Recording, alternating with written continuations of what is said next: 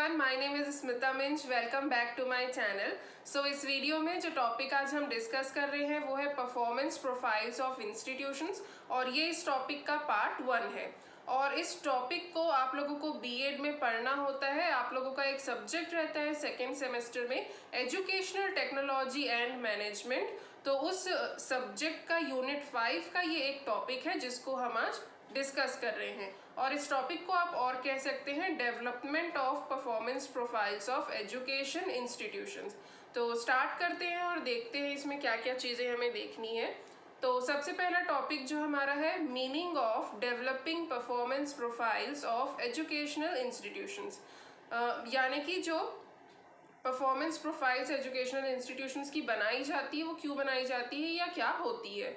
तो यहाँ पे लिखा हुआ है A performance development profile of an institution indicates the past status of the institution, its present status and plans for future development। यानी कि कोई एजुकेशनल इंस्टीट्यूशन जो है वो पास्ट में किस प्रकार से था, क्या उसका स्टेटस था, प्रेजेंट में वहाँ पे किस प्रकार की वर्किंग चल रही है या उसका क्या स्टेटस है, एंड आगे फ्यूचर में वो किस प्रकार से रन करेगा, क्या उनके फ्यूचर डेवलपमेंट प्लान्स क्या है या अपने इंस्टीट्यूशन को इम्प्रूव करने के लिए क्या क्या चीज़ें की जा सकती है। तो इन्हीं सब चीज़ों को एक साथ लाना, उनको एनालाइज करना, यही परफॉर्मेंस प्रोफाइल्स कहलाता है। आगे लिखा हुआ है it is an outline of its development, यानी कि किसी एजुकेशनल इंस्टीट्यूशन का जो डेवलपमेंट हमको करना है उसके लिए हमें क्या क्या स्टेप्स लेने हैं या क्या क्या वर्क करना है, उन सारी चीज़ों का जो आउटलाइन हम तैयार करते हैं वही हमारा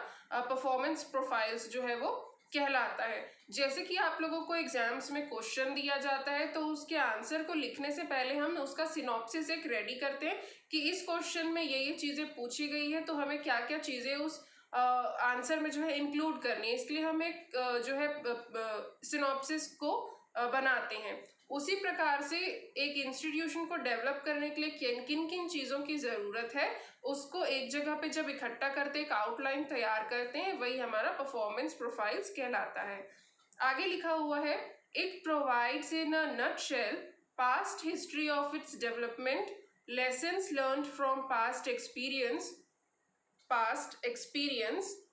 and the needed future development. यानी कि इट प्रोवाइड्स अ नटशेल, यानी कि एक संक्षिप्त रूप में हमें जानकारी जो है प्रोवाइड करता है एजुकेशनल इंस्टीट्यूशन की पास्ट हिस्ट्री क्या रही है, पास्ट में अगर कुछ गलती हुई है या जो लेसन्स हमने लिए हैं उसको किस तरीके से इम्प्लीमेंट करें या इम्प्रूव करें, एंड जो फ्यूचर की जो नीड है उसको कैसे फुलफिल करें। तो ये था meaning of developing performance profiles of institutions. आगे हमको देखना है N outline of the data of institutional development profile, यानी कि जब हम डेटा जो है गैदर करते हैं यानी कि जानकारी इकट्ठा करते हैं कि हमको इंस्टीट्यूट को इम्प्रूव करने के लिए किन किन बातों पे ध्यान देना है, तो जो चीज़ें निकल के आती है वो यहाँ पे मेंशन की हुई हैं। तो पहला पॉइंट लिखा हुआ है status of the school. Status यानी कि आपका प्राइमरी स्कूल है या मिडिल या सेकेंडरी स्कूल है या सीनियर सेकेंडरी स्कूल है, इस चीज़ की जानकारी जो है होनी चाहिए।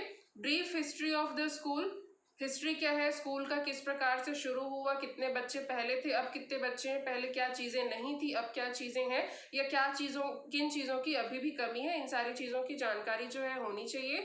एनरोलमेंट ट्रेंड्स, कितने लोग एनरोल होते हैं आपके स्कूल्स में हर साल, इन चीज़ों की जानकारी होनी चाहिए। टीचर पीपल रेशियो, यानी कि कितने टीचर्स हैं कितने स्टूडेंट्स हैं, teaching and non teaching staff की सारी जानकारी होनी चाहिए। एकेडमिक अचीवमेंट्स जो भी हैं उन सारी चीज़ों को कलेक्ट करना।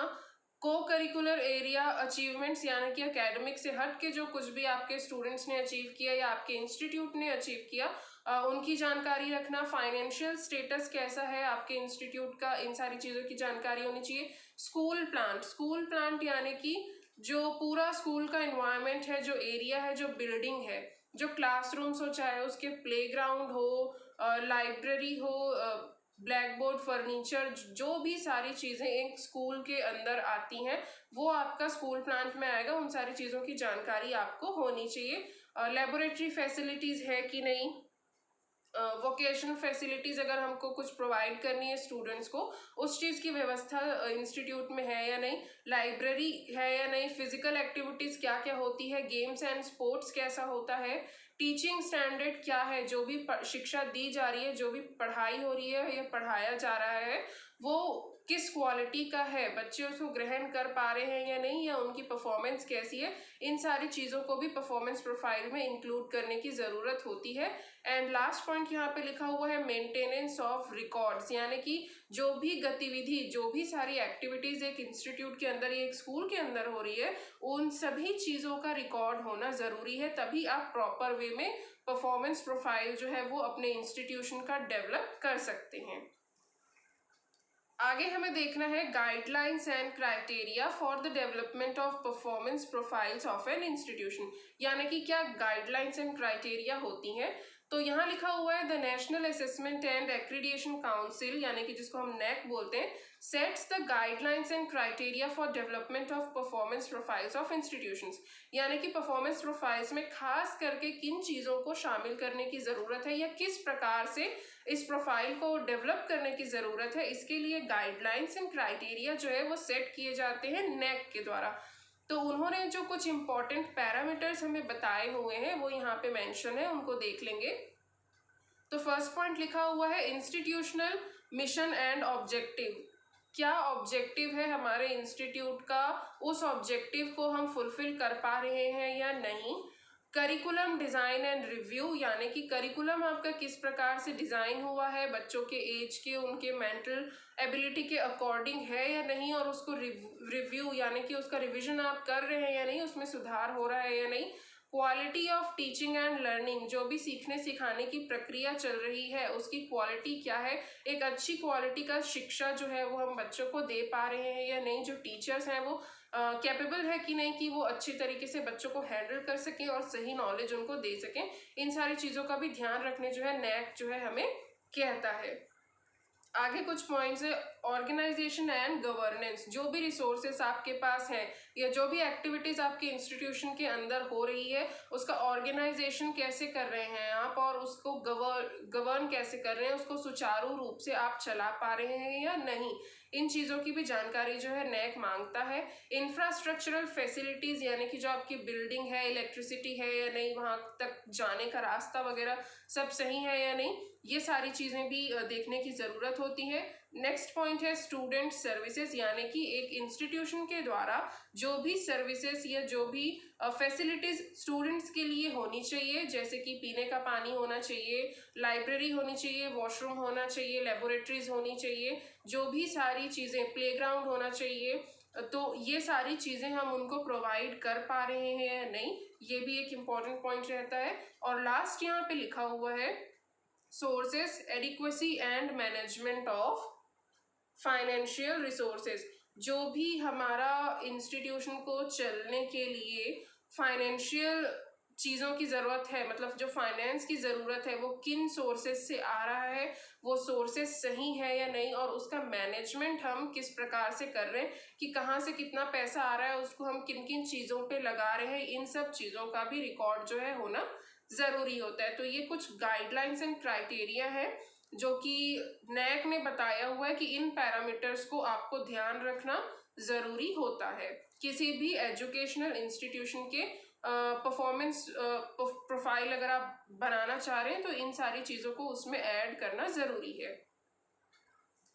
आगे हमको देखना है benefits from developing performance profile of an institution, यानी कि जब हम परफॉर्मेंस प्रोफाइल बनाते हैं किसी भी इंस्टीट्यूशन का तो उसके क्या फ़ायदे या बेनिफिट्स होते हैं।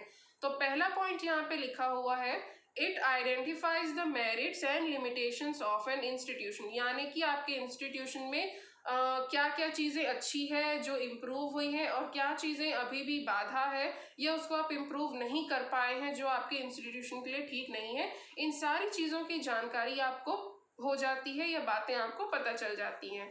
नेक्स्ट पॉइंट लिखा हुआ है it provides motivation for improvement, इसको करने से आपको एक मोटिवेशन मिलता है ताकि आप आगे जो है इम्प्रूव कर सके। जब आप अपने पूरे इंस्टीट्यूशन को अच्छे से देखेंगे, उस पर ध्यान देंगे कि किन चीज़ों में कमी है, किन चीज़ों में हमें आगे बढ़ना है, तो उन सारी चीज़ों पे जब आप ध्यान देंगे आपको एक मोटिवेशन मिलेगा ताकि हम उसको इम्प्रूव करने के लिए कार्य कर सकें।